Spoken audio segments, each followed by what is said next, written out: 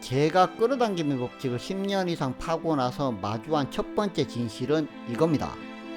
끌어당겨지는 것은 물질이 아니라 상황이다. 구독, 좋아요, 알람 설정까지 더 자석이 될 당신과 함께합니다.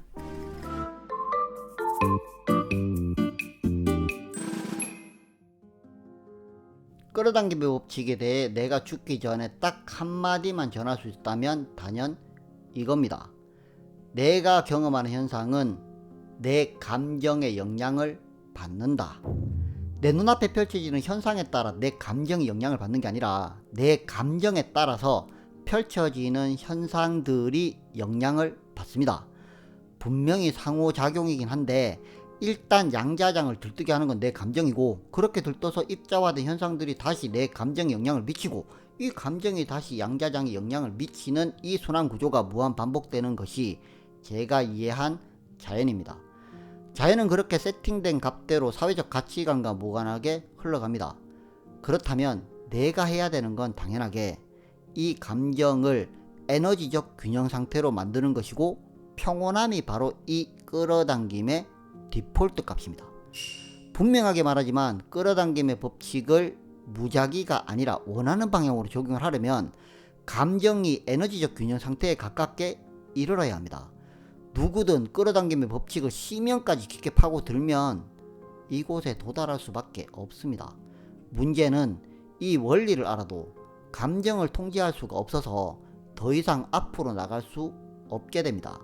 이 단계에 다다르면 끌어당김의 법칙이 아닌 감정을 조절하는 다른 도구가 필요하다는 걸 절실하게 깨닫게 되는 순간이 오거든요. 그때부터 필요한 건 바로 마스터의 도구들입니다.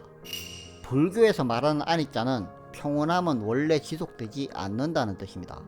그래서 특정 상태에서 감동이 막 요동을 쳐도 서서히 디폴트 값으로 돌아갈 수 있는 의식 구도를 만들지 않으면 끌어당김의 법칙을 써먹기가 어렵습니다. 이걸 깨닫고 나면 정말 필요한 건 감정을 조절하는 마스터의 도구들과 돈키호테의 신념입니다. 수많은 자기계발 서적에서 성공의 필수 요소로 독서, 사색, 명상을 꼽는 데는 다 이유가 있습니다. 그렇게 평온한 상태에 이르르고 나면 이제 부를 위해서 필요한 건 시크릿과 같은 입문 서적이 아니라 경제 전문 서적이 됩니다. 자, 명상, 요가, 내강, 양자역학, 철학, 문학, 경제 등 내 감정을 조절하고 무언가를 생산하는 데 도움이 되는 전문 서적을 읽어야 합니다. 나에게 경제적으로 도움이 된 책은 세스 고딘의 마케팅이다와 피터 틸의 제로투원입니다. 제가 마케팅과 창업 전문가의 책을 통해 일을 하지 않아도 고정적으로 들어오는 수익 구조를 만드는데 정말 많은 도움을 받았습니다. 그래서 현재 나의 근로소득과 비근로소득은 계속해서 증가하고 있습니다. 이런 관점에서 보면 현재 나에게 도움이 되는 책은 시크릿이 아니라 전문서적입니다. 왜 경제와 관련이 없는 저자들이 쓴 책에서 부를 축적하는 방법을 찾는 것일까요?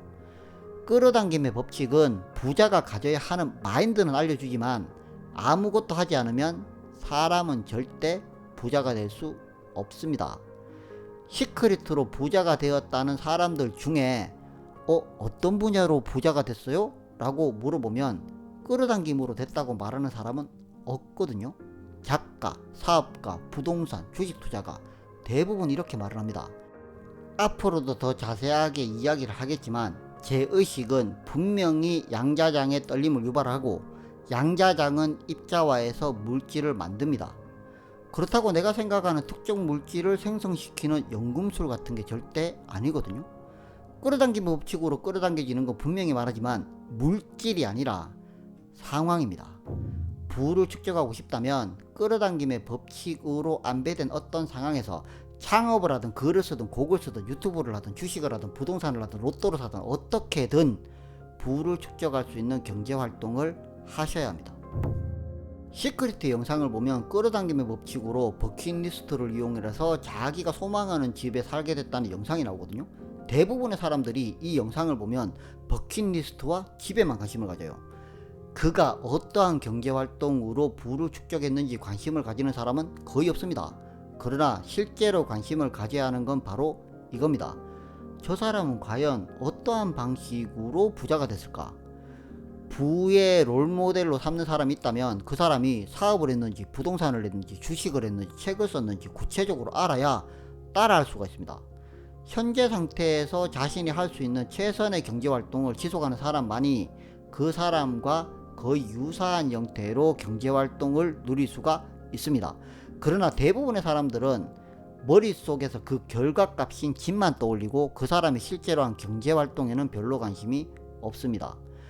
마스터키 시스템을 쓴 찰스 헤넬은 100년 전에 활동한 미국의 재벌이고 사상가입니다.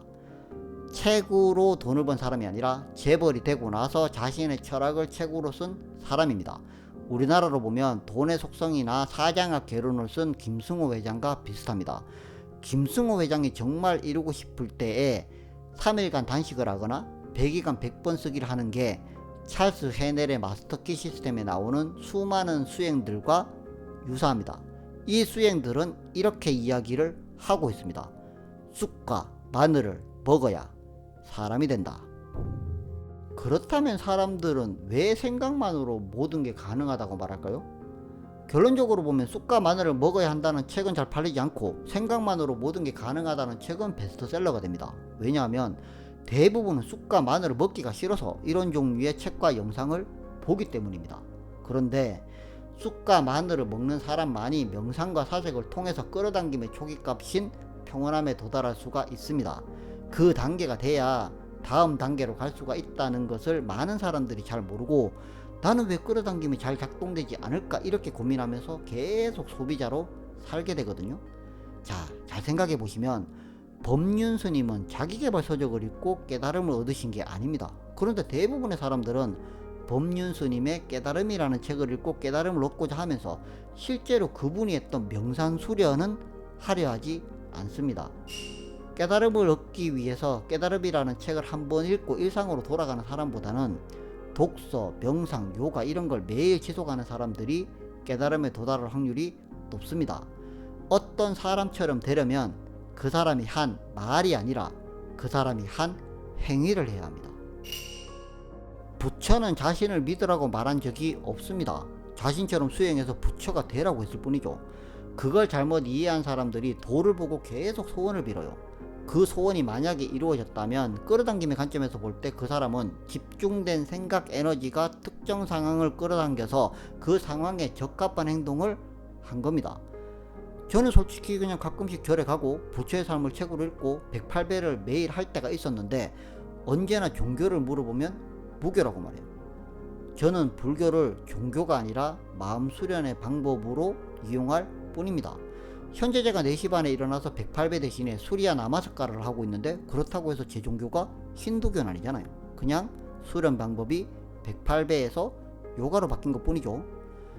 부처가 되려면 불교를 종교로 믿을 게 아니라 수련하는 것이 당연한 이치인 것처럼 부자가 되려면 부자에 관련된 법칙을 믿을 게 아니라 부자가 한 그 행위를 해야 합니다.